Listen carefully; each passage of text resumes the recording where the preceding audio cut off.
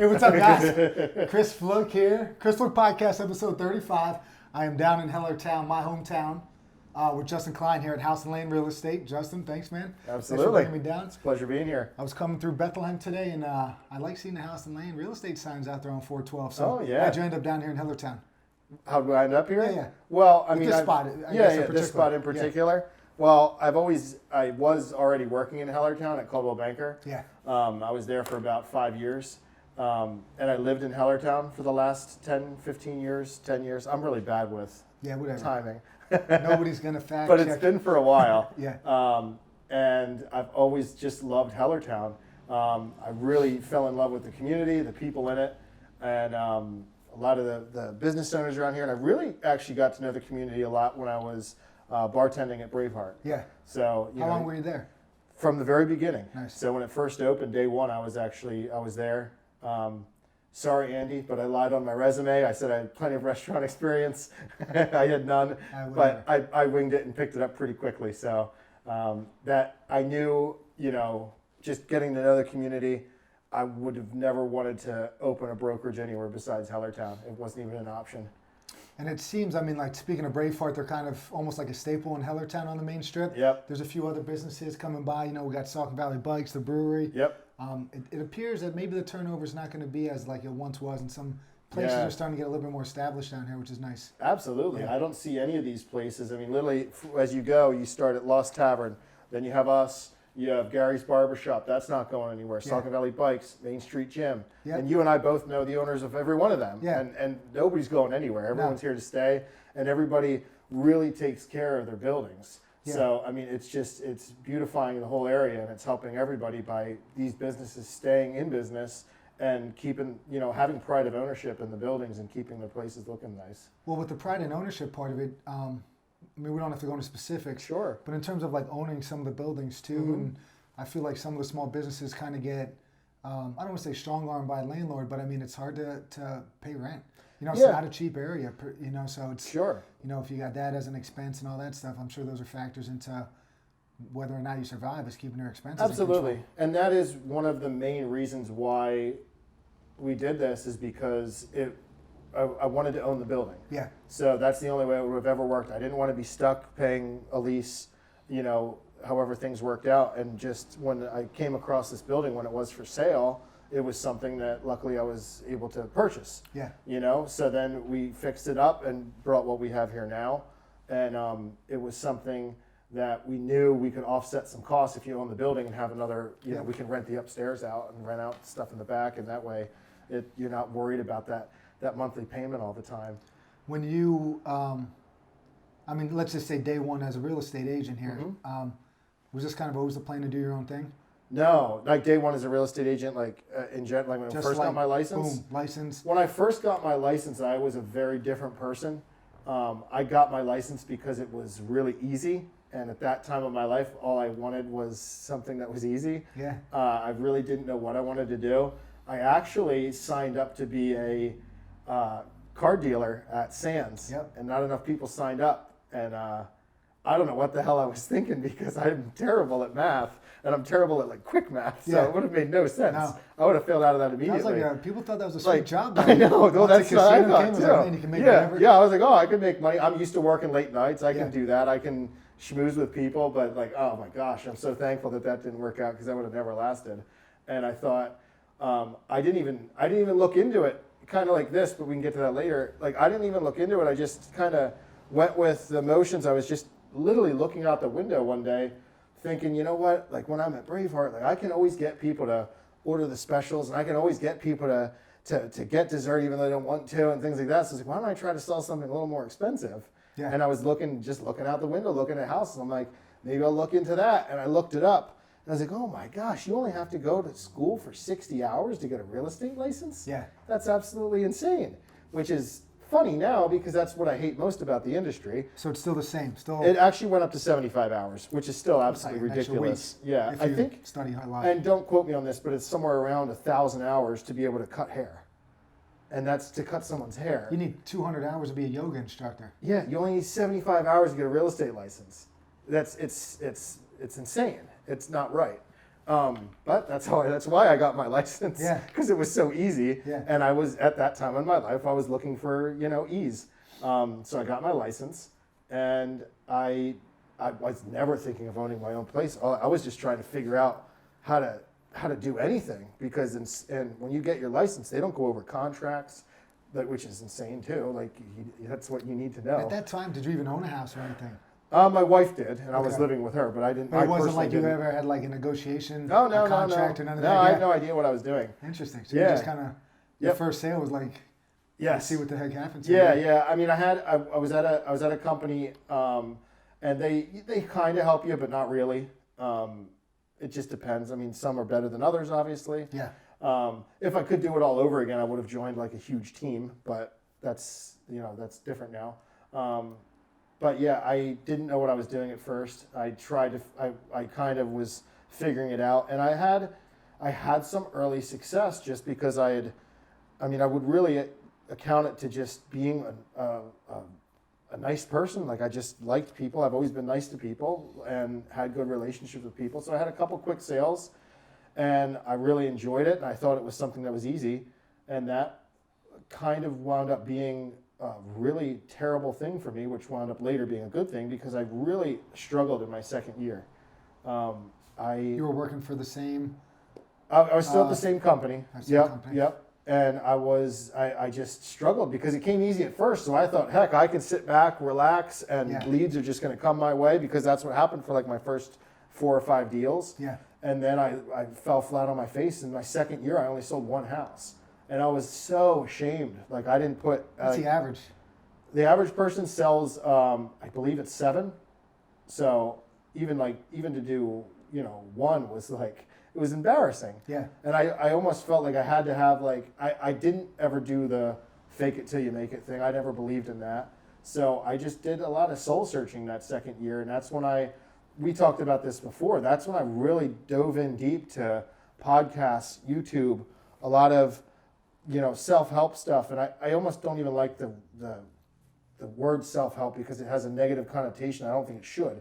It's really about just being mentally aware of what you're doing to yourself, is something that I feel is important. And because people do kind of like knock other people for wanting to better themselves. Yeah, it's weird. You know what I mean? Like Yeah. you read a self-help book and people are like, he's got problems. And it's like, well, if we're all honest with ourselves, we all have problems, Yeah. right? But I'm just trying to make myself better. Yeah. And What were some of the things that people helped you? look down Was on there- that. Is there like 1 or 2 things that you're like, man, would you would you recommend to others? Say, like, Oh, hey, absolutely. I mean, the really early adopters for me was Tony Robbins, Gary Vaynerchuk, Grant Cardone, on a level of like backing him back, like he's like really intense. And I Yeah. like some of the stuff he says. I just never would be that intense of a salesperson. I mean, there's countless people, but those are probably ones that stick out off the top of my head. Yeah. And like, and Tom Ferry's one, like real estate specific. He's got a lot of great stuff out there. And the list goes on and on. But that was some of the stuff that really got me thinking about like, all right, let's treat this like a business, not just something that I sit back and get leads on. So I'm not. I think that's where we were at in the conversation, right? I was kind of moving along there. You were talking about year 2. Yes. All Struggling, right. soul searching. Yes. Yeah. So Right? that's that. Yeah. Yeah. And that's actually when I adopted. After listening to some great people, I started reading a ton, which Yeah. was interesting for me because I never read my whole life. Yeah. So let's hear it, man. I'm a big reader. What do you got? Yeah. What are some of those big ones that you like? So the guys Yeah. I mentioned, I've read every one of all their books. What about Money Master the Game? Did you read that one from Robbins a couple years Yeah. ago? Oh yeah, That was a good one. yeah. That's a great one. I read My it financial twice. advisor friends don't like that I read it. I mean, I don't use them, so I don't use them, so I don't have anybody to complain. That Yeah. book literally was. I was like, you know what? I'm Yeah, gonna yeah. try this out. We'll see what happens. But Yeah. that was a game. That was a great book. Absolutely. Especially if you're self-employed. Like a lot of people Yeah. that do what I do, like they don't have any retirement. No. Like they don't even know what they're doing. Oh, absolutely. And it's like they're 25, then Yep. the next thing you know, they're 30, 35, and they're like, I didn't even start saving yet. Yeah, Scary. it is. So, anyways, Yeah. Seth Godin was another big one. I read of all his stuff. yeah. And one thing, one book that one of my really good friends, Steve Berner, mentioned to me was a big game changer for me. It was the smallest book I ever read, but it had the biggest message, and it was called Steal Like an Artist. And that was big for me because I've always wanted to feel special and feel unique. And ever since I ever started, I always wanted to be different. And it was almost a hindrance at times because I didn't want to copy other people. I wanted to do it my own way. But in this book, Steal Like an Artist, they kind of mention the best reference that I can think of is Kobe Bryant. So he would adopt the way that Michael Jordan would fade away, but then he'd adopt the way that Dominique Wilkins would take his, like, the way through the lane. Yeah. And then he would do a hook shot like Abdul-Jabbar. And when you take 1,000 things from other people and then make them yours, it actually is unique. Yeah. And that was big for me because I realized, you know what, I should be copying the best of the best. And you're not copying them, you're just taking a little bit from each person. And that's what I started to do when I started reading these books was, let's focus on getting one actionable item out of something I read or listen to, and then take action on it instead of just trying to devour book after book after book after book. Because sometimes it almost looks like when you do get in that mental state of like loving to read and learn things, like a trophy case of all the books you've read, but how much action you're actually taking out of those books. Yeah. Like in reality, it's probably better to have way less books on the shelf, but you're actually taking an actionable item out of each book. Yeah. And that's what that book taught me, and that was a big one for me. Well, I don't remember who it was, but it was basically like, I got in this habit a few years ago where I was like, trying to hammer through all these books that I had that, you just get a collection that you don't end up reading. Yep. But then, I heard a guy just say like, it's probably better to read the important ones 2 or 3 times. Absolutely. Than trying to, Yeah. read 20 books. Read the same ones that are important and have like the best lessons in there for you. So, yeah, I could agree with that. And also too, stealing a little bit from everybody is kind of like I don't know, you could learn through their successes and failures. Oh, absolutely. So I think you're making a huge mistake if you don't no doubt. read and see what everybody else did, because then you don't have to do it yourself. It'll save you, however, just save you time. With the salesman part of things, what about like growing up? Like you said, you were always able at Braveheart to like get people to buy the specials and kind of just talk to people and get to know them, build relationships. Like was that kind of who you were always? I think so. I mean, I never even like think of myself as a salesperson. Yeah. I just think of myself as, someone that likes to genuinely get to know somebody else.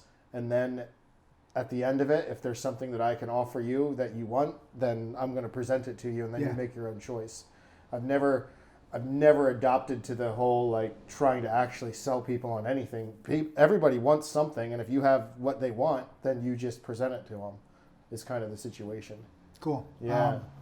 And maybe when I was younger, I do try to think about that a lot sometimes. Is just when you have those inner conversations with yourself, is trying to figure yourself out now as an adult and think back when you were younger.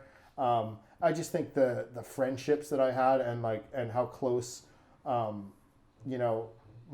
family was, like my mom and grandparents were always there for us. I think that had a lot to do with who I am now, like anybody. You have siblings? I do. Yep. I have 2 brothers and a sister, and they were all a lot older. Yeah. And I'm starting to think that probably had a lot to do with it were too. You by yourself a lot, and you were like? I was. Yeah. I was by myself all the time. Yeah. Yeah. So you were like creating creative things to do, I guess. Yeah, maybe. That might have helped mold you. Yeah. Yeah, I think it did. Yeah, because my 2 brothers, one's 10 years older than me, the other's 8 years older than me. So we weren't close when I was growing up. Yeah. We're very close now, and like as I got older, we got a lot closer. Yeah. But I don't blame them at all. What kind of 16-year-old wants to play with a 6-year-old? Nope, nobody.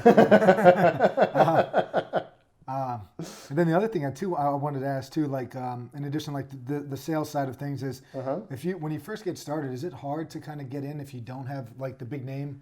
What would I call it? A firm or a company? Oh, like the big brokerage name? Yeah. I wouldn't necessarily say that's why it's hard. I would say it's absolutely very hard to start in the beginning. You don't have enough training probably if it's only 75 hours. Yeah, too, right? what you learn in that 75 hours is how not to go to jail and nothing else. Yeah. You don't even know 1% of how to run a real estate business or how to be a successful real estate agent. All of the training and everything else starts after you get your license, in my opinion. They teach you some terms and things like that you never even use in real estate anyway. Yeah. So I mean, I'm trying to think back to then. Yeah, it was. I didn't want to fail So like that's why I just started learning everything on my own, and that was looking back was a huge mistake. I've only recently gotten over this issue because of trying to figure it out. Is I've always, for some stupid reason, found such pride in doing things on my own. Maybe it goes back to, like you said, because I was always alone when I was younger, and I wanted to figure it out myself and wanted to prove to everybody I knew how to do something by myself. But I've recently really found out the past 3 or 4 years, it's so much easier if you just ask for help. It's just some people, like myself, I find it very hard to ask people for help. And if I would have just asked someone for help or found a good mentor, I probably would have grown at a rapid pace, which is probably why I'm finding some more success now, is I do ask people for help now, and I do look for mentors, and I do try to not do everything on my own. I'm finally leveraging out work. I have an assistant and administrator who's awesome. I have John, who's been helping me with the media aspect of my business now he's been helping me for 3 years, but he can tell you even more, only recently have I let go a lot of stuff, because after he was done filming, all right, I want to edit it. I want to add the music. I want to put everything in. I want to do everything. And it hindered me so much. Yeah. And now that I finally released that, not only is he way better at it than I am, but now I have time to do the stuff I'm actually good at, and helps me grow and helps everybody around me grow. Yeah. But it took me a ton of failure to figure out that was not the right thing to do. So with the mentor side of things, Mm-hmm. actual people, or are you talking even like just the people that you read and watch and all that stuff? I mean, it's probably, I don't think I probably am of that mindset that you had before you made this change, where I just don't really go out and seek out. And that's something I'm really working on. I'm still not great at it. So there's people in real estate, or people in business, or So people in both a fields? lot of it was still people that I haven't met in person. Yeah. It's, like we said, YouTube, podcasts and stuff. But when I was going to get my broker's license, I met Stephen Weinstein and Justino Arroyo. They're two guys that really stick out to me. They're both real estate agents in this area. Yeah. And they both become really good friends, and I talk to them. And Stephen more recently, where when we do talk on the phone, that it winds up being almost a half hour every time, because we just feed off each other. So I have more recently found some people locally, but I'd love to find more, and I know it's on me to just go ask somebody, because that's one thing that I've noticed. People that are very successful are more than happy to talk to you, and if you have questions. I think it's important for us that anyone seeking a mentor, though, goes to them with something to be helpful, and not just take. Yeah. Exactly. And that's one of the reasons I do what I do with the videos. Like, I want to go around the community and put a spotlight on them, because I know that I can do something that is valuable to them. I hope they find it as valuable as I do. Bringing an audience to what they have to do. Well, going with that then. So, Mm-hmm. I mean, I think that's like the super, I guess, like, seeking help and other people having your back in the same field is important, but yet there seems to be, like, because of people only have 75 hours to become a real estate agent, you might see a real estate agent, trash talking somebody else and stuff like Sure. that. Is that. I mean, I feel like I see that stuff, and I'm just like, I feel like everybody should be out there kind of in it and support. Yeah. Like, being like, super proud of the community that you serve. Absolutely. And it's like, I think you see that in every industry. true. But you certainly see it a lot in this industry. And Well, I guess it does make sense, and just based off of you weren't even really prepared, you said, when you started. So oh yeah, somebody exactly. that's been in the game for 10 years and is like, I think it goes back to, it's the age-old saying, like, when somebody says something about you, it's not about it's about that person that's saying it. Yeah. Every single time. Yep. Every time. Yeah. So if somebody badmouths me, and I know it happens because people tell me all the time, and if you're going to put yourself out there, you got to get ready for negative comments. True. And you just, I constantly tell myself it has nothing to do with me. It has everything to do with the person that's saying it, and I can pretty quickly get over it at that point. Yeah, well, that's cool. Yeah, I mean, you say, but it's like any other affirmation. If you say it over and over and over and over again, eventually you're going to believe it. Yeah. So whether it's positive things you're telling yourself or negative things you're telling yourself, then, that's kind of the person you're going to become. Yeah. So you don't even entertain it, not letting it in. Oh, whatever. no, it used to bother me early on, but it doesn't, I will not allow it to take any of my mind space, or else I wouldn't be able to accomplish the other stuff I want to do. Yeah. So, and like delegating a lot of stuff, and we talked about getting some help with video and all that other stuff. That was huge. It frees up time to do other stuff in your business, and you get some time to head home and kind of relax a little. Yep. Or you kind No, not right now. But no. I mean, it did leading up to opening the new brokerage. But like anything else, the very beginning stages of opening this, it's like a jet. A jet uses, again, don't quote me on the percentage, but I think it's like 80% of its fuel getting off the ground and in the air. And then once that business, the jet is in the air, you coast. Yeah. So I need to put in as many hours as I possibly can and the time up front until we can get to that coasting point. So it's going to get there eventually. But I think it's going to always, as you grow and your goals get bigger, you're going to want to, you gotta, everything's got to grow with you. So I'm sure that eventually I'll have some more time for that. And don't get me wrong, I still go home and I still spend time with my family. But it's never as much as I want to. But it will be more so once this is coasting. And you have 2 children? I do. Yeah. How old are they? My son Lincoln is 6, and my daughter Fiona is 4. What are they getting into at that age? They were both in soccer, and then since soccer ended, Lincoln now plays basketball. So we love those that. Games? He's doing practice right now, but I love basketball, so I love going to that. So again, like I don't miss. I think I maybe missed one soccer game. I don't even know if I missed one. Yeah. And I'm going to miss one basketball because of a Christmas party that I'm having with friends, family, and past clients. So cool. But yeah, I'm there. A lot of people. There was a decision made, and I'm not saying that there's anything wrong with people that do share their kids online, but that's just a decision that my wife and I decided that, you know what, we think it should be their decision, and they're not at an age right now that they could make the right decision. So, I mean, I could easily include my kids and stuff and get a lot of extra likes. Yeah. But I'm not about that. I want their life to be private and their decision if they want to do that or not. You don't want to throw the kids into videos and. Well, no, that's because they don't. I mean, and you know why? And something that really stuck out to me that made me feel like I made the right decision there was we were at a family friend house, and the daughter was, I'm not going to use any names obviously, but like the daughter was like, how many likes did that picture get of us that we put up? And the mom answered, she's like, really, that's it? And she got so upset, and I'm like, oh my God, like that is so bad. Like, I think she's 4 or 5 years old.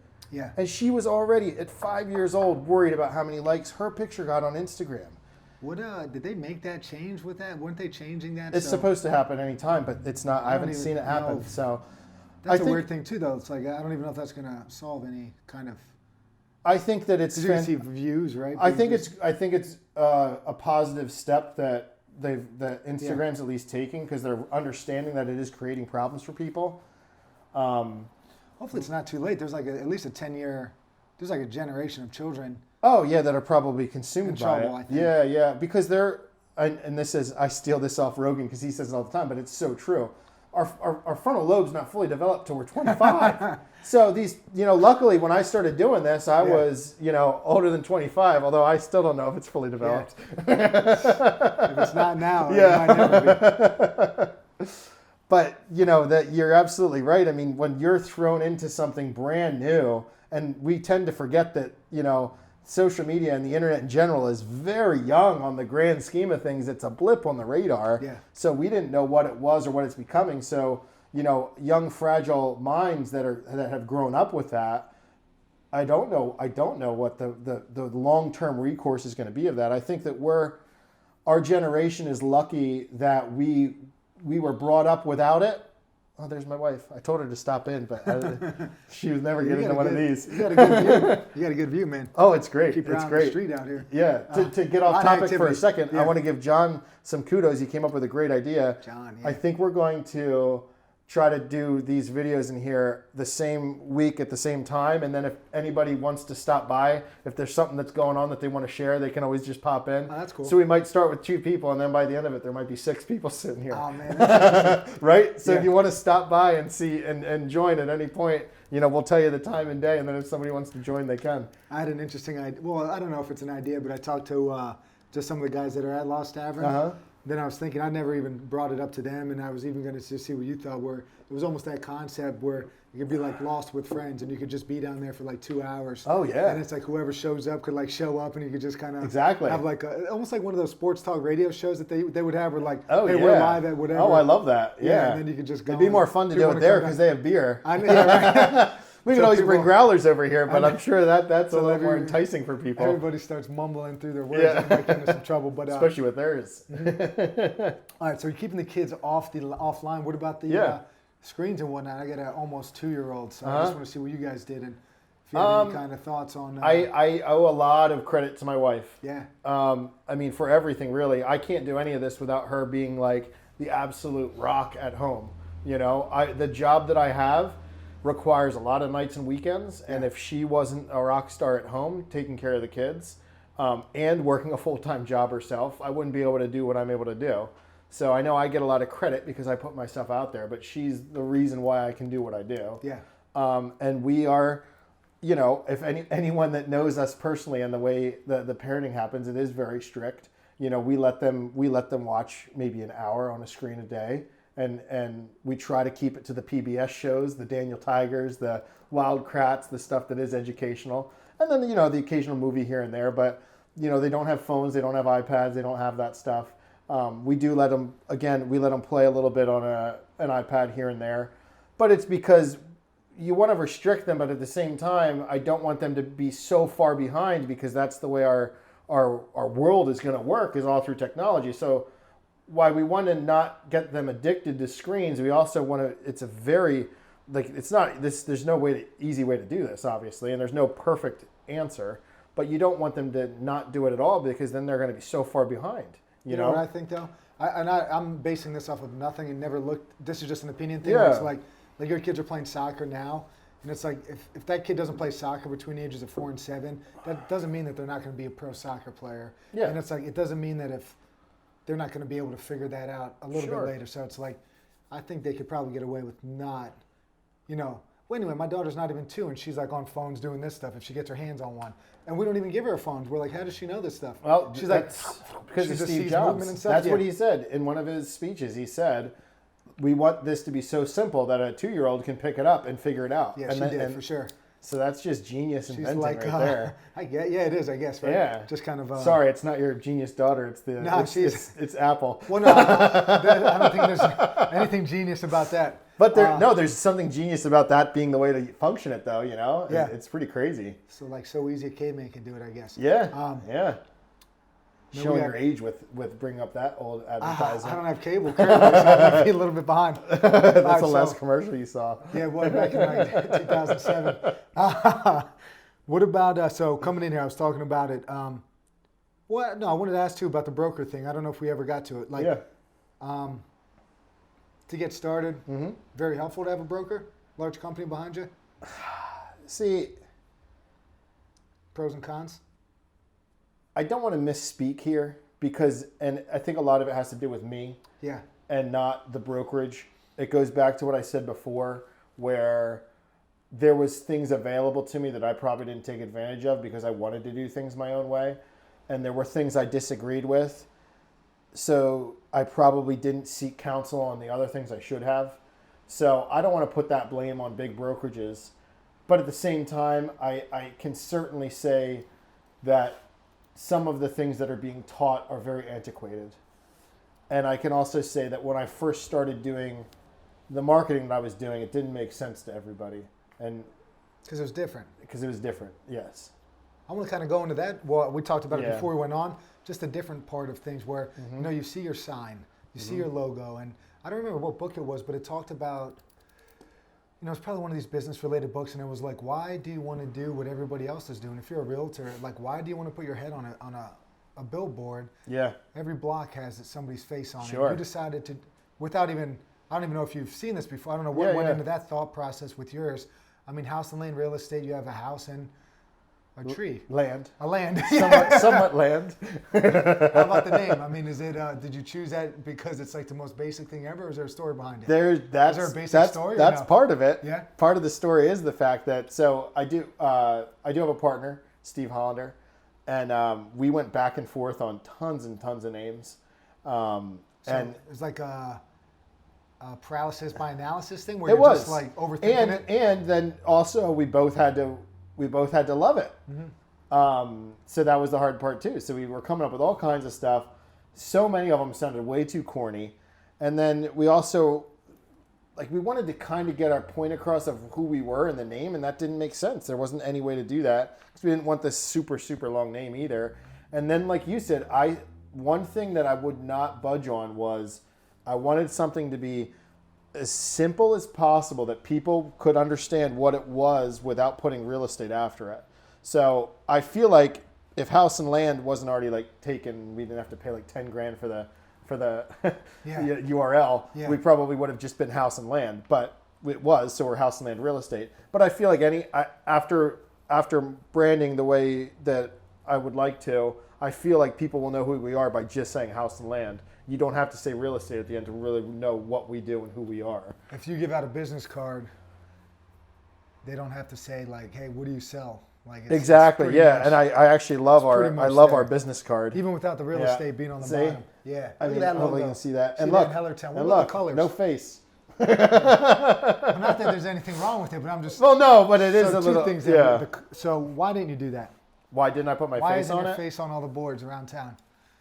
I think people might be sick of seeing it online. And then what about the colors? So you got what colors? Do you I think though. I mean, the reason I don't. I mean, it costs a fortune to put a billboard up and things like that. And I think I'd rather spend my money on producing good quality content that people can watch online.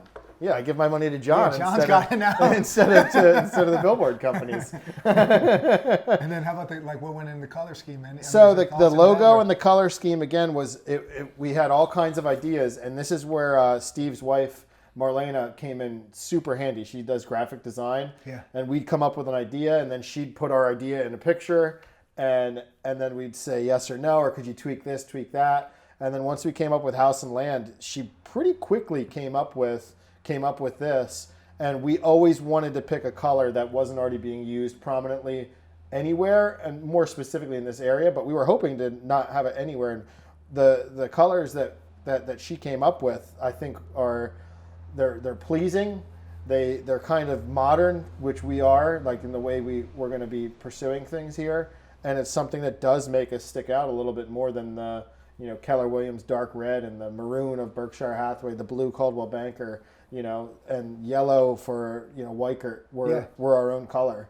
No, and you definitely don't really think, I guess, real estate if you're looking at what color would you say that is? I think teal. Teal? We'll go with teal? Teal? Yeah. Aqua nice, teal? Man. Aqua teal. I don't know, though. I don't know. So I know the color code. But I'm not giving that out because then somebody will take it. No, it's perfect now.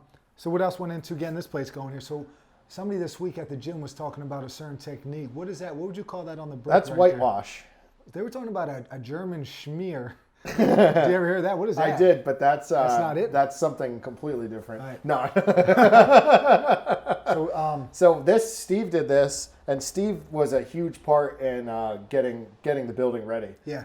That's something I had talked about before. It's like we make a good partnership because first off, we both agreed on the business plan, which is we're kind of like a law office too, where we both have our own book of business. And we will get compensated for our own book of business, but we'll run the business together. That way we can share costs of running the whole operation, and we can work it that way. And then also you guys are both House and Land. We're both under House and Land, but like if someone came and worked with me, like I don't split my commission with Steve. Like it's still my deal. Got it. Just like as if any agent would come in, it's not, I'm not going to get 50% of everything he does. He's not going to get 50% of everything I do. So we both had our own book of business, so we wanted to make sure we did that still. But we both also had the same vision on what we wanted to do as far as we start recruiting agents and running an office from a brokerage standpoint. And then also, like I was trying to get to, was his strengths are in he's flipped some homes. He rents out properties. He's the property manager of this building. I hate property management. So that's perfect. He does that. He took care of coordinating and also doing a lot of the work himself in getting the building where it is today. which was huge because I'm not handy at all. So that's where his strengths are, and then my strengths are, in marketing and getting the office actually set up with systems and processes that it will be seamless for not only us to coordinate business in here, but also seamless for when new agents come in because we have systems and processes in place that makes it just a perfect place for them to succeed. So it's like, you just complement each other in terms of strengths and weaknesses. Yeah. It's perfect. Yeah. How did you guys meet? Working at Caldwell Banker, but then even before that, we went to the same high school. He's way older than me, even though I look a lot older than him. Where'd you go? Where'd you go to high school? Actually, I think he's 3 years older than me, or 4, something like that. We both went to Palisades. Oh, cool. So yeah, not far from here at all. But we like our families knew each other. He's got a big family with cousins and stuff, and like our families always knew each other. And then we became close when we started working at Caldwell Banker together. You guys scheming? Yeah, I mean, we always talked about. We did it. It was like jokes. We used to I did a funny meme of like us, me, Steve, and Greg, who just joined us as the three amigos, and I put our faces on us on the horses and Three Amigos Real Estate, like little jokes and stuff like that. And it really only became a reality after like Steve was pushing me to get my broker license, and I didn't want to do it at first because I just don't like. I don't like sitting in classrooms. I don't like taking tests. I don't like doing any of that. But I also wanted to have the highest form of education possible because I knew I'd be selling real estate the rest of my life. Yeah. I really got it because if an opportunity arose, I wanted to be able to jump on it and not have to wait a year to get my license. Because getting a broker license takes a lot longer. That's about 240 hours. So and multiple tests throughout and state and national exams and things of that sort. So I just wanted to have it just in case a good opportunity arose. And it just so happened, like I think it was like a week after I finished my classes, I don't know exactly when it was, this property came up for sale. And that's, I walked past, I had no intention of opening up a brokerage. We walked through the building and it was a great opportunity. And that was the opportunity that came about that we had to take because everything fell into place. Yeah. It was something we were able to buy. It had a rental upstairs that would cover the bottom costs. We were allowed to do commercial on the first floor, rent out the second floor. We didn't have to. There's already a driveway. We didn't have to change zoning. Everything was grandfathered in, and it seemed perfect.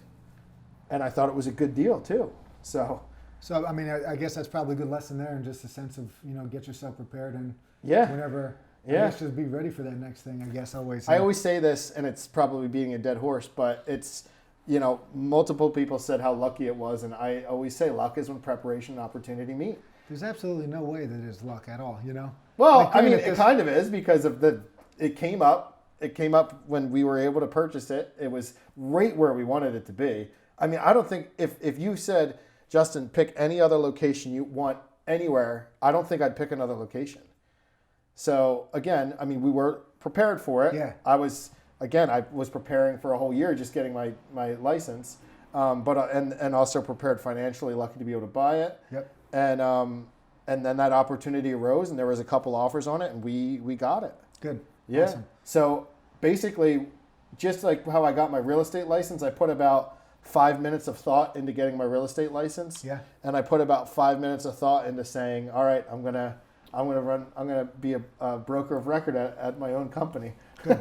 Well, I mean, and then here we are. But it's like, I'm sure that thought was going through your head though. Like, I don't know, you probably had it somewhere in here that. Like I knew I could do it. You were kind of ready for it, But I mean, it certainly had, I had my own fears about it, and most of my fears were squandered right away with Steve because most of my fears were actually getting the building ready because this place was trashed. Okay, so that everything here is. Oh, everything's brand new.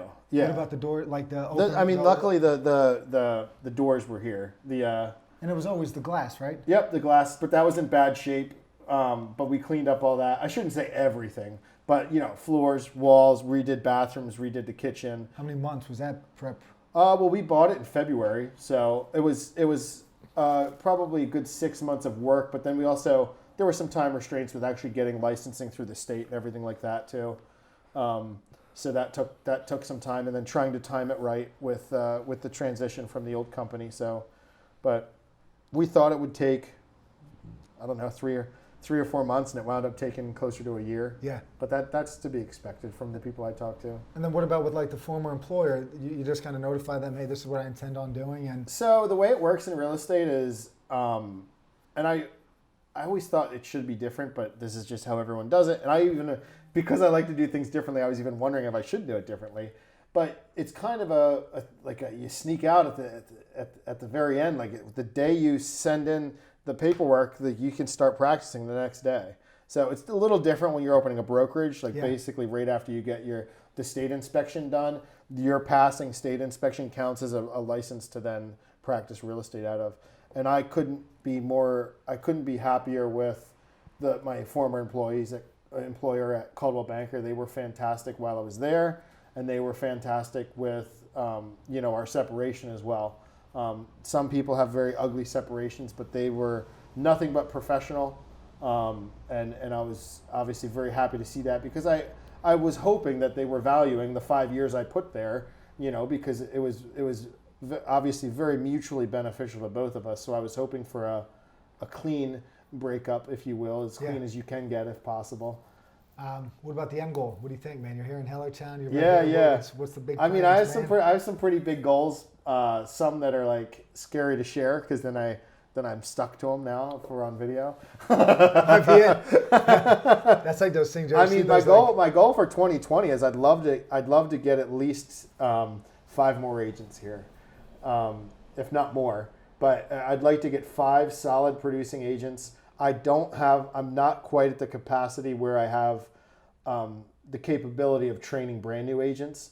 Not to say that can't happen, and the way things rapidly progress here, who knows? I might be ready for that in a month or 2. Yeah. As it currently stands, I don't have the time or resources to train brand new agents. But we're almost running at full capacity here, where we are more than ready to take on some agents that want to do things the way we do it, and learn from what we do, and more importantly, I want to learn from them.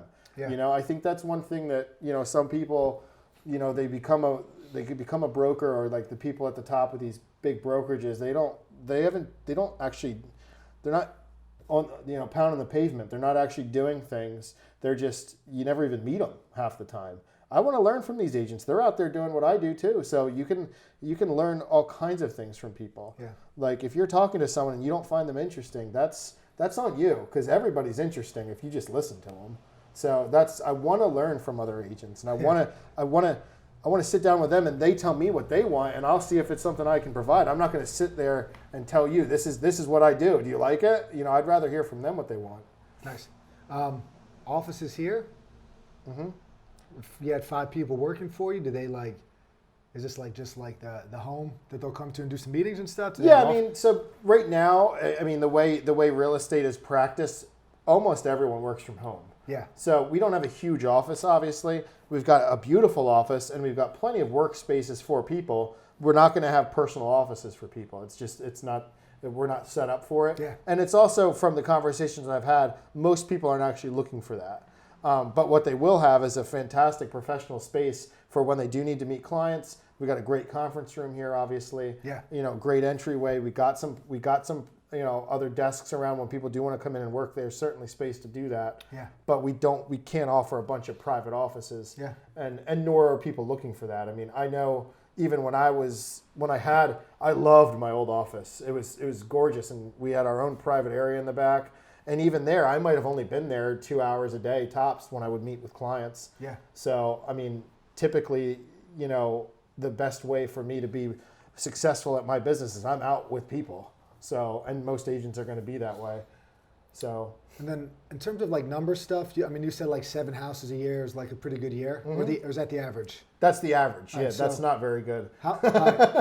Let's say you do 10 then. Uh-huh. Right? How many showings do you typically do to get the 10 sales? What's that ratio? That's a fantastic question, and it's very much a case by case basis. If I had to put an average on it, you're typically showing around maybe 5 to 9 houses for someone to buy. So obviously that's an average. So there's plenty of outliers. I've had a number of people where we go out for the first time and look at 3 houses and they buy one of them.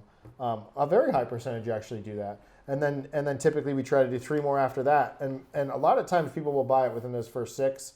But then there are definitely outliers where some people are like, 20, 30, 40 houses. Wow. So it just depends. And that's an interesting part of my job, because I feel like I need to help them as much as I can. But I always want to work at their pace. And I never want to be pushy. And I think like all my past clients would say that I always work at their pace. But sometimes that might be a detriment. Like that might be one of my weaknesses, is that if they need to have a sense of urgency on something, maybe I need to be a little bit more vocal on that. But I don't ever want to feel like that pushy salesman. Yeah. So that is a fine line that I feel like me and a lot of agents probably go through, is just like, how much do you actually want to like push someone, but also come back a little bit, because you're almost always going to find the house that you want within those first 6 houses. But when people are first getting their feet wet, they're kind of scared to make that decision, and they're always worried about like, well, if we put an offer on this one, what if the perfect house comes out the next week? But then what they typically find themselves in is, when you're at house 25, like, man, I wish we would have put that offer on that second house we saw. That happens way more than the other. Yeah.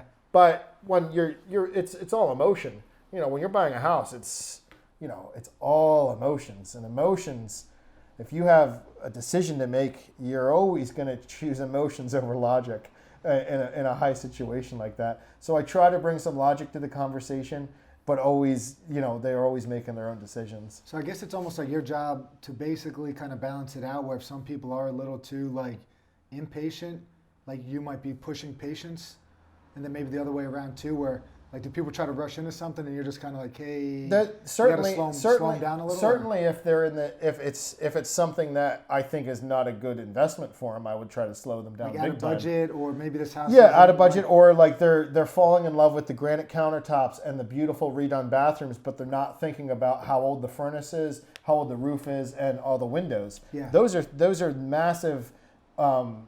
Big ticket items that when they need to be replaced are going to be $5,000 plus for that kind of stuff, and they're falling in love with the granite. Yeah. So I definitely have pulled the reins back on some people with that, where again, I'm not saying no, but I always want to present them with as much information as possible before they make a huge decision, but always remind them it is their decision. Yeah. And if they want my advice on anything, I give it, and I try to present them with the facts, and then they can go forward with that decision. And one thing that has been very difficult, but I really try to do early on, especially in this market, is just get them used to what the market is. Because right now, properties are selling fast, and they're selling at list price, and a lot of times above, depending on the area you're looking in. So if we don't sit down and have that conversation, it's pretty hard for me to just meet a client at a house and they're like, we're interested in putting an offer on this. And my first suggestion is, well, if you want this house, you got to bid 10 grand higher. They're going to be like, screw you. Who are you? You're just trying to get a sale. But no, if you build a relationship first, you talk to them and you show them the facts, show them houses that were similar that are selling for that extra price, then they're like, oh, wow, you're right. Literally the last 10 houses that sold, all sold at or above asking price. So now they understand I'm not just trying to get a sale. I'm trying to help them, so they're not going to just keep losing house after house after house after house. Because so many times this spring and summer, we were in multiple offer situations, and even people that were going 5, 10. I had people that were going $10,000 over asking and still didn't get the house. And are you dealing primarily with the individual that's looking for a home, or are you listing houses, or like what is it? I'm as of right now, I'm completely 50-50. 50-50. Yep. Got it. Yep. I think as of right now, I did 22 sales and 22 listings. So it's important, even right down the middle. Like we were talking about, kind of having each other's back in the real estate community. I mean, you're working with other realtors. Oh, yeah. So it's got to have those good working relationships. I think so. And that's actually a conversation I had last night at a chamber event, was just there's the top agent that sells 100 million in sales volume still doesn't even have 1% of the market share in the Lehigh So like we're not competing against each other. You're competing against yourself. There's enough for everybody. There's more than enough for everybody. Yeah. Absolutely. What about these spots now they're buying up? You go out Easton Road and you're in Quakertown and land is getting bought up and just big warehouses just slapped on there. I mean, what's going on? I mean, I know they're looking to buy houses, knock them down, and just build up warehouses. I mean, what you got anything on that? I mean, I know. I mean, not a lot, but my own personal opinion on it is, I know that there's just a lack of warehouse space. Yeah, it's got to be. I mean, big companies. Yeah, big companies need warehouse space, and there's not much. So that's if there's a demand, then then it's going to happen. Because there's offers. I mean, I hate to see stuff get knocked over and built up, and everyone does. But again, let's stop thinking about emotions and think logically here. You sure as heck like getting those Amazon packages on your doorstep every day. Where does that come from? You can be all high and mighty and say, "Oh, you can't build anywhere," but the stuff's got to be put somewhere, right? Yeah. And then in terms of just kind of talking about the land and whatnot, how much land is there around here? Even I mean, it seems that acreage is hard to come by. It is. I mean, hey, it's the only farms. I mean, I live out in Williams Township. Yeah. Farmland out there, but I mean, even everything is getting bought up. It's that age-old saying: they're never making any more of it. Right. So that's why it is. That's why real estate is such a great investment. And a lot of people have fear right now about buying anything because we're coming into an election year, and everyone's so scared of this huge economical collapse. Tony Robbins' book taught me. Yeah. There's going to be a reset at some point. There is, but I don't. We're not going to have a crazy mortgage crisis where it affects housing 100% like we did in 2008. It's not going to be the same thing, in my opinion. This is just strictly my opinion. And more specifically, there's nobody out there that convinced me that we're going to have an issue with property values in the Lehigh Valley. The Lehigh Valley is so sought after right now, and the values are just going to keep going up, and I don't see how it could be a bad investment. I mean, case by case, you might personally make a bad investment with a house you purchase if you don't have proper representation. But at the end of the day, property values are just going to continue to go up. They might slow down. They're going up at a rapid pace right now. Yeah. It'll probably slow down, but they're not just going to plummet, in my opinion. And then in terms of it's hard. Do you sell commercial as well? I do, but very minimal compared to residential. Because we were kind of talking about the whole business side of things and all that, where it's there's a high percentage that people require for a down payment. Yes. So it's almost making it very hard, as a business owner. For commercial, For a commercial thing. Yeah. You say I want to put a gym somewhere, and it's you're trying to buy. Yeah. It's almost best to just find something and build something. There's a lot of special financing out there for residential, and there's hardly anything for commercial. Yeah, it's tough. Yeah. And I think that probably plays a role in maybe one of the failures and whatnot. Maybe one of these local banks out here have got to start putting a nice commercial package together for people. That'd be nice, right? Yeah. Especially if you come in prepared. You come in with a great business plan. You show them how you're going to make money and how you're a great investment. Then you'd like to see you be able to get a loan there. Yeah. Heck, maybe there's probably a real value out there right now if you had just a company get together that has money that wants to invest in local businesses that puts some packages together for business owners. Right. Right. We got to get these banks on board. Yeah. Well, maybe we got to get some people together. And make our own bank. Yeah. We'll do a Shark Tank style in here, and people can pitch us their ideas. That'd be cool, man. What else you got, man? Anything good? Anything good going on in the business here you want to talk about? Yeah, I mean, I think everything's going good right now. When you go from working from a big company to running your own thing, I mean, it's kind of hard to not wake up super excited to see what's going to happen every day and just really want to just promote what you're doing and really get it out there to show everybody that you're passionate about what you do and you're excited to get people on board with you. Yeah. It's commonly talked about with a lot of the business owners in this area is we all rise together and getting as many people involved, whether it's more agents that want to work here with us or just getting involved in more community events, getting involved with other business owners. I mean, I'm all about it. I love the fact that, I did a video over at your place and now I'm doing a podcast for your podcast and just being able to do that with all kinds of people. Like I did Josh's, Josh Popacek's podcast, and then I'm going to have him on something over here. And, same with, all these businesses around here. And I think it's something that I'm very excited to get into even more so now that I'm promoting my own real estate company. And it's exciting, and I want people to share in that excitement. Now, do you have the ability, like you said, real estate? A lot of it goes on at home. Yeah. Do you got the ability to kind of hit the off switch? Me? Yeah, like or I you don't. like yeah. So it's like I mean, I do. I should. Let me rephrase that because I do try my hardest when I get home to not have my phone on me and give my full attention to my kids for that first hour I'm home before they go to bed. Do you have, so I mean, you're communicating via text message with clients? I am. Yep. So Yep. You get those individuals that might hit you up a little bit. Oh, absolutely. When it's And 9:30 at night and I whatever, try to so- tell people like I'll always respond as fast as I can. There's Kenny. He should come in. You should come in. That's how it starts, you know. That'd be cool. Can you open these up somehow, man? They used Start calling people in. They used to be like that, but no. Well, we can always give a wave, and then if they come, they can come. He said, nah. Yeah. He came from the gym. He doesn't want to get in the video all sweaty.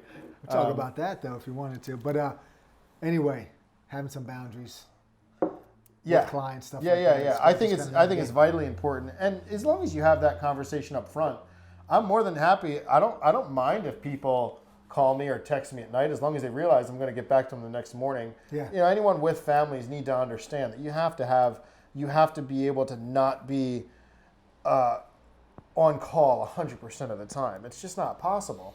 And I'm not going to be able to be the type of person I am if they expect me to do that. I just can't do it. Yeah. I wouldn't be able to reach any of my goals if I was 100% accessible to my clients at all times, because then I wouldn't be able to create anything. I mean, I'd be taking calls this whole time that we're talking. Yeah. I'd be taking calls when I'm sitting down with a new seller or a new buyer. Like I don't want to constantly be answering the phone when I'm in front of other people face to face. Yeah, affect the that's the most relationship, important. and Oh, you've exactly. got to build the relationships and rapport and all that stuff. So, Yeah. all right, man. What do you got? You got anything else? I'm trying to think. 2020 is a big year for House and Land. Oh yeah, absolutely. That's the Dominating. first year for House and Land. I mean, we did open obviously in 2019, but we only have like a month here, and everybody celebrates Christmas for the whole month of December. So we're kind of very excited to unveil quite a few things in 2020. We're a full service real estate company, so we will have in-house mortgage company in here. We'll have an in-house title company in here. So people don't have to. All their bases are covered from the second they walk through the door. They don't have to worry about going to a bunch of different vendors. We have it all here for them if they want it. Cool. Yeah. All right, man. Any questions for me? We good to go? I mean, I was flattered to the fact that you wanted to have me on a health and fitness podcast. Well, here's the deal.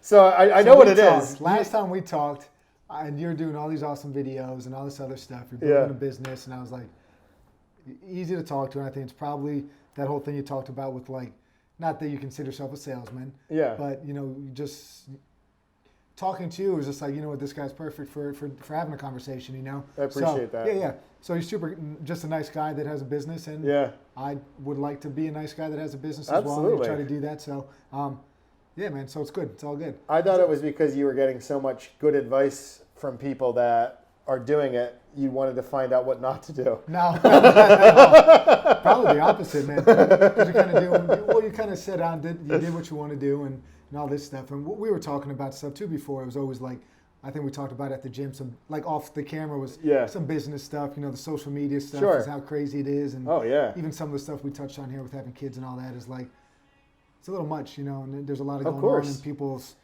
defining their worth based off of things that they probably shouldn't be, and things of that nature. So just trying to build a business and kind of. I think you nailed it on the head too by mentioning all those things. I think one thing that every business owner is going to struggle with is just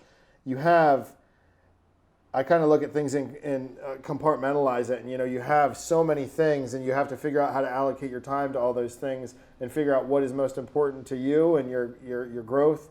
your relationships with your family, friends, and clients, and also then you have to market your business, or else you're going to go out of business. Yeah. And it is one of those. It's a fine dance every day.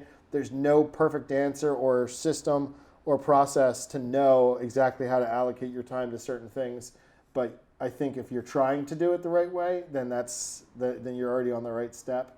And you just take control of your day too, where You do have you have freedom, but you don't. I mean, you control your schedule, but I find myself sometimes like, hey, I got to send out 3 emails, but yeah.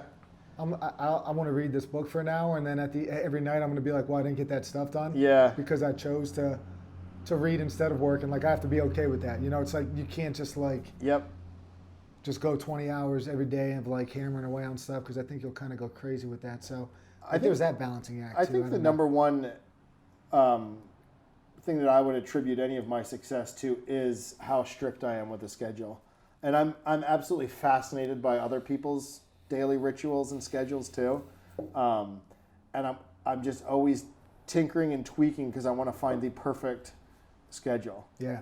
And I've been able to get close, and the one thing that always falls out of the schedule is the health and fitness side of stuff. And that's why it's like that's where I'm off. Yeah. Like I feel like I'm really hitting on all cylinders in so many areas because of the way I schedule my day.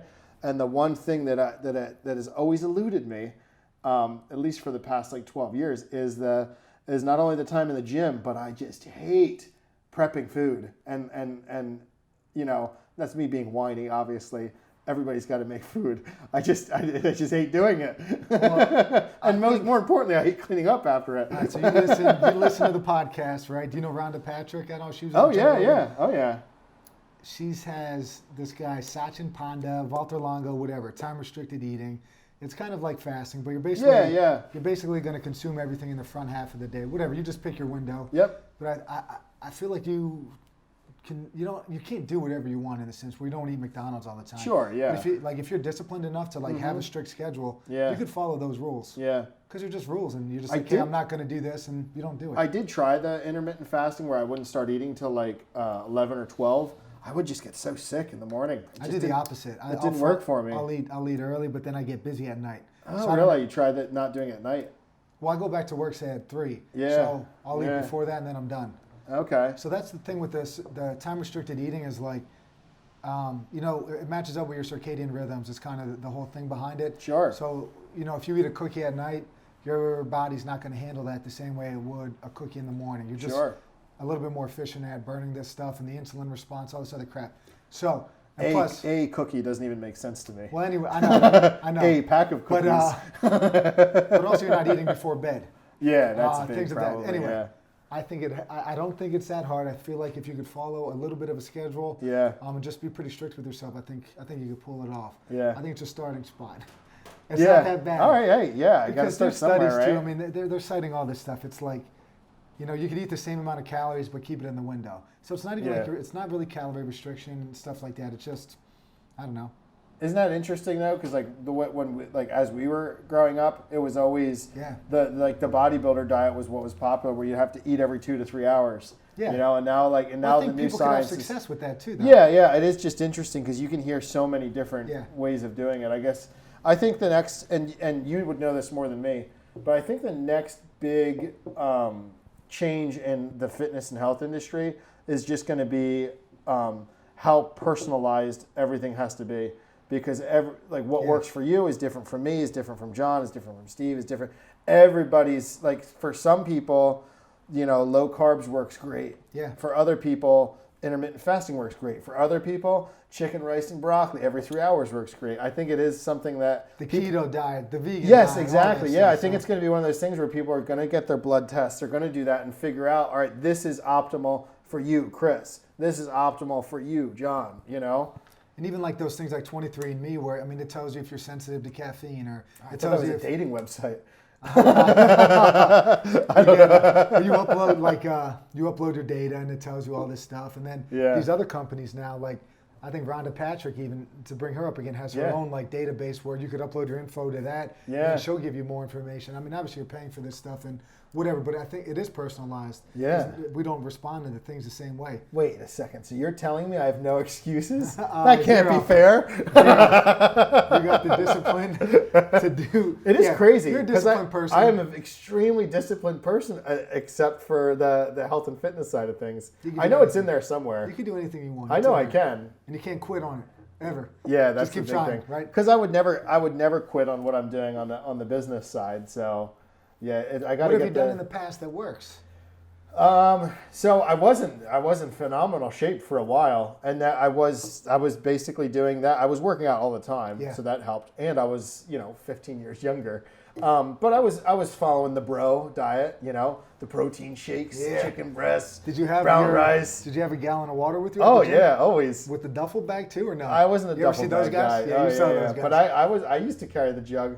My wife hated it because I would have the jug around the house too. Why is that even a thing? I don't What, get the it. gallon man. of water jug? I get it, but I'm like, dude, Just really? because it's like, for me, when I had it, and I probably would do it because I just knew, like, all right, this is my goal. My goal's in front of me, So you have to and I crush see that. my goal go down. Yeah, exactly. I know people probably on some supplements and whatnot that you have to stay hydrated and all this other crap. I didn't know. No, that's why I liked the gallon jug, though. gallon jug? Yeah, because it's kind of like Challenge. yeah, that's your goal right there, and you're watching. You get closer to your goal until it's gone. All right, man. 2020 is going to be a big year for fitness for you, I think. Yeah. I'm feeling it, man. All right. Yeah. And well, am I allowed to use a gallon jug? Or Just like clean it, You don't get a need new one. one. Get like just like don't reuse the same one over and over again. All right. I was gonna get a house and land jug. Yeah, do that. I just saw this crazy movie though, Dark Waters. Have you seen this preview about Mark Ruffalo's in it? It's about DuPont, plastic, forever chemicals. Like I'm like, Oh, really? it's messed up. Yeah. These things are still going on in the news. It basically was about Teflon. Okay. So I guess in the 70s, 80s, everybody's using Teflon. Then they realized that there's these forever chemicals that once they're in your body, they're never leaving.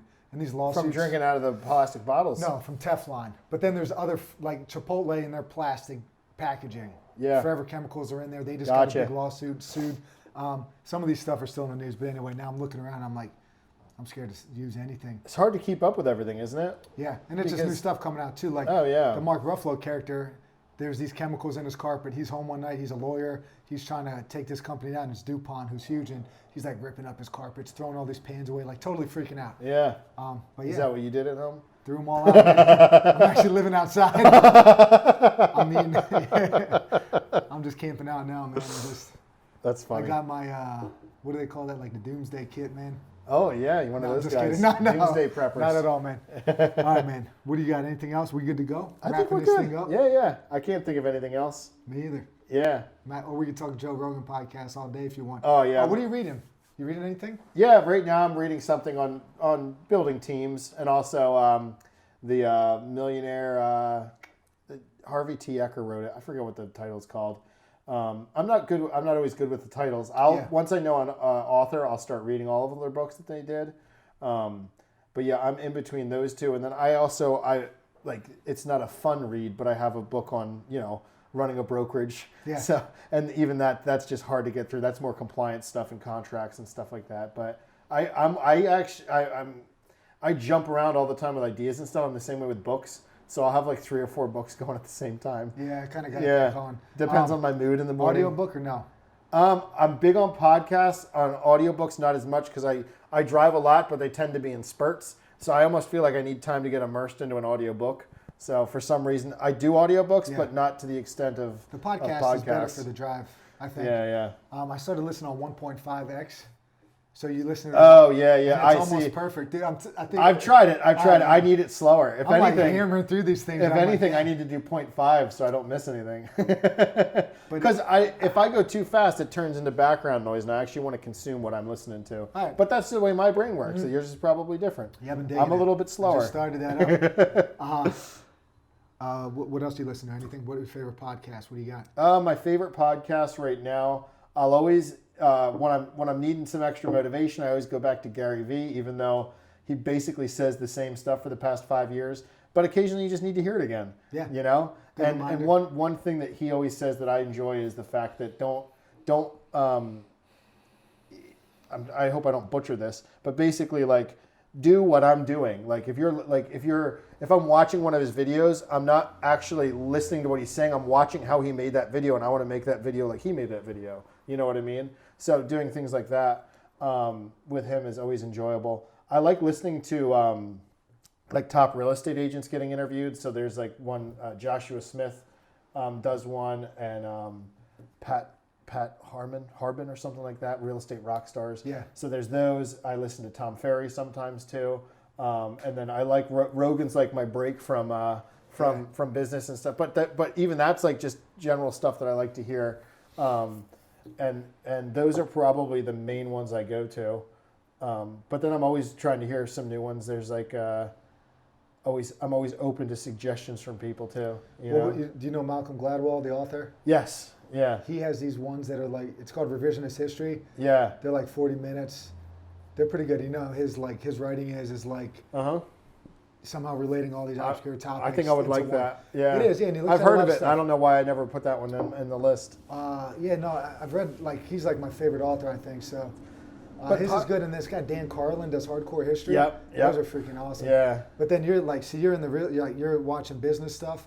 And you're like, I take a break and listen to Rogan. Yeah. But I'm just always on break mode, I think, because I'm just listening for like entertainment value. I don't know. I'm entertained by that stuff, though. I don't know that stuff. Yeah, I just really am. Like, I love hearing what other people are doing. And sometimes people are saying stuff, and in my head, I'm saying I don't agree with that. Mm-hmm. But then I want to step back for a moment and say, well, am I not agreeing with that just because I haven't done it, or and I try to think about that and see, well, maybe they are right if I just tried it. Then even it's in your head, and 2 years down the road, you get more experience, you get more knowledge. Then maybe it is an idea that you want to use, exactly. And that's why I like to I reread books all the time too. Like I have my go-tos that I'll reread. Yeah. Probably one of my favorite ones that I didn't mention. It is strictly a real estate book, but it's called 7 Levels, and it's how to build a relationship-based business over, like we were talking about, overspending money on bench ads and billboards. It's about creating relationships with the people that you know and like and trust, and they know and like and trust you, and just building relationships. Because that's why I love this job so much, is I get to build relationships. Like, we knew people that we didn't know before, but now I consider you a friend, and if you need help, I'm going to help you. Yeah. And that's just because we're building a relationship, and that's how I do. That's how it is with my clients. That's how it is with a lot of the business owners around here. It's just about getting to know people. I'm really, really, really, really good at one thing. And if you need help with that one thing, I will help you. Yeah. Well, maybe 2, but. I don't know what the other thing is, but. Well, marketing. Oh, yeah. Marketing what I'm good at. Got it. I was going to say, too, like, what do you think, anyway, it just always comes back to relationships, right? Yeah. So yeah. Like you could do all this cool stuff online, have the best, like, Instagram page in the world. But if you don't have great relationships with people, you're probably you're just going to be overturning people over and over. Yeah. You're not going to have those lifelong fans, clients, whatever you want. Well, and I had this conversation with Wes, actually, from Saucon Valley Massage, how you really don't, and I think it started about the likes on Instagram. And I've never been after likes and stuff like that. All I think about whenever I create any content is like the 50 or 100 people that mean the most to me, and that are always like there and always like sharing stuff and commenting. Like, I love comments because I want to interact with people. Like, if you have questions or want to talk, that's a great way to talk is in the comments of the media that I put out. When's if you say, Justin, you're a dummy, then what? Oh, I've had some pretty you want to hear a good one? The one guy, and this is where you have to say, like, this, you don't want this to affect you. I mean, actually, I shouldn't even say it because I don't want like the sellers to get upset. So I'll like kind of beat around the bush. But like, people will literally like rip on a house. Like, they'll literally start like saying like, oh, that place is terrible. I can't believe you're asking that. There's a crack house next door. And it's like, what? Like, they're literally getting upset at a house. Yeah. Like, that I posted. It's that crazy. Sucks. So that's what I'm saying. Like, you can't let people like that take it up in your mind space. Like, it's absolutely ridiculous. But they'll take like personal jabs at me. I don't even know who they are. Yeah. But you can't let that affect you. It's all about the 100 people that you care most about. That's the content I'm putting this out for. And all the other people that enjoy it, that's just a bonus, you know? And hopefully they come into my circle. Then that circle can get to 200, 300. But it really, you want to just have a solid core of people that genuinely enjoy you and the stuff that you're putting out there. And if I can bring that type of joy to people, then I feel like I'm doing a good job. And that makes me feel happy about what I'm doing. I think that's a good way. I think that's a good way to wrap this thing up, man. Awesome. Sounds good. Thank you for having me. Yeah.